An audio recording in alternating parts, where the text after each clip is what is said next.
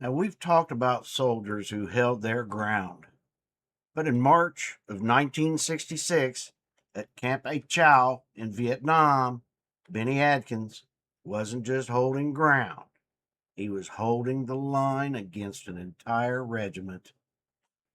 Drafted in the Army December 5th, 1956, at the age of 22 from Waurika, Oklahoma, Adkins does his basic training at Fort Bliss, Texas, and gets assigned as an administrative clerk in Gießen, Germany.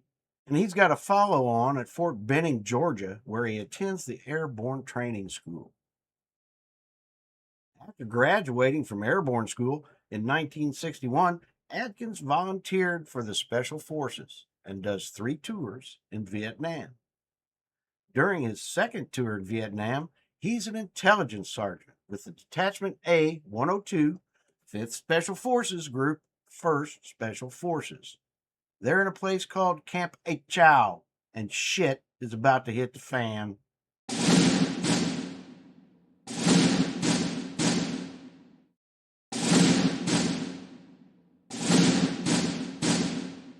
Like I said, Adkins was an intelligence sergeant with the 1st Special Forces Group. He and around 400 Special Forces and indigenous troops were attacked by an estimated 2,000 North Vietnamese and Viet Cong. They've launched a massive assault, and the camp is nearly overrun. What followed was a 38-hour, non-stop, close combat nightmare, during which the local indigenous troops fighting alongside the Americans defected to the NVA and VC side. Now just listen to the sheer scale of the citation. He wasn't just firing a rifle, he was manning a mortar position, getting hit by enemy rounds, and then, despite those wounds, running through literal walls of fire to drag his brothers to the dispensary. Now, during the early morning hours of March 10, enemy forces launched their main assault. Within 2 hours, Sergeant First Class Adkins was the only defender firing a mortar weapon. When all mortar rounds were expended, Adkins began placing effective rifle fire upon the enemy as they infiltrated the camp perimeter and assaulted his position.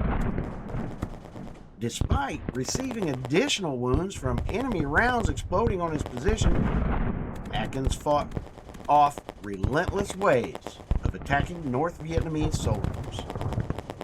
Adkins then withdrew to regroup with a smaller element of soldiers at the communications bunker.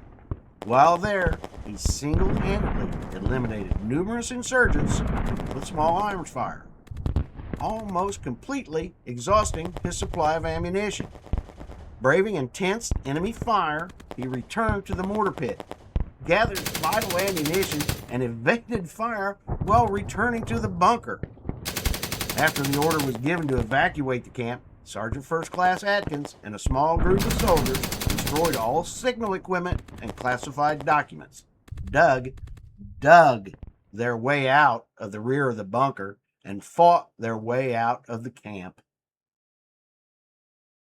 He ended up being wounded 18 times during that battle, and it's estimated First Sergeant Adkins was responsible for an estimated 135 to 175 enemy dead.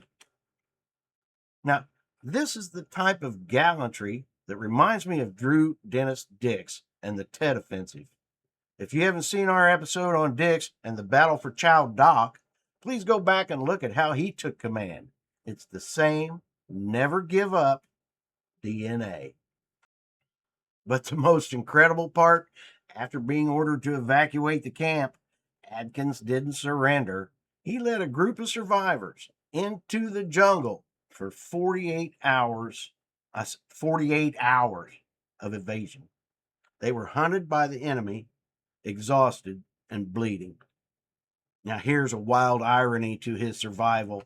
He recalled a 400-pound tiger stalking them in the jungle.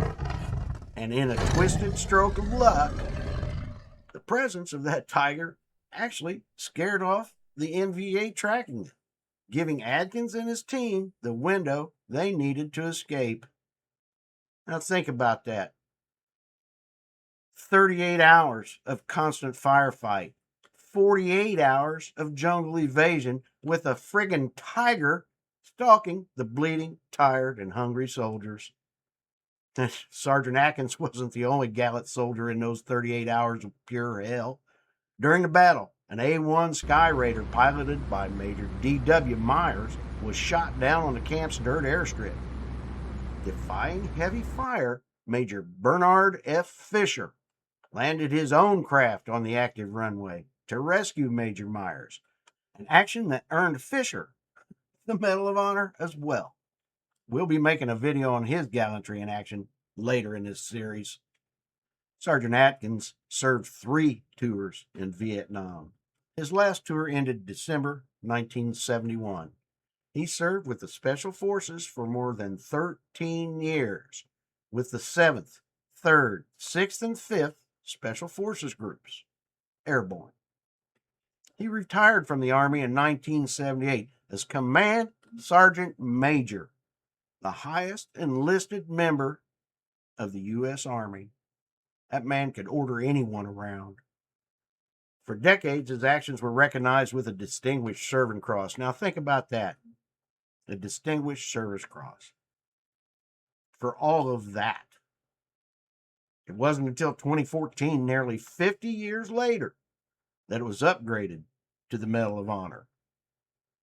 Bennie Adkins passed away in 2020, but his legacy as a man who simply refused to be broken remains a standard for what we call gallantry in action. My name is Kenny. This is Gallantry in Action. Join us next time and stay legendary.